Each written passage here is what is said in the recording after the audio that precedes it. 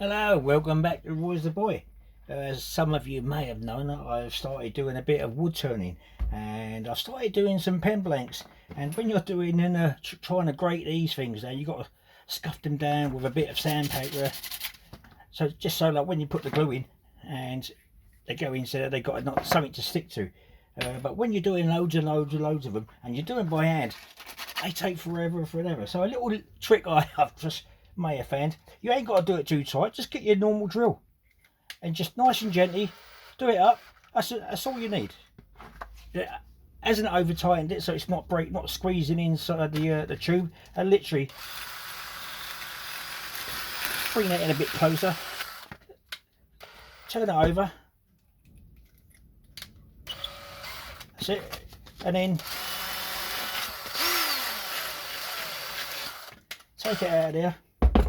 And as you can see, you've got your grating in the blank still, and there you are. That'll tighten up lovely. Thanks very much.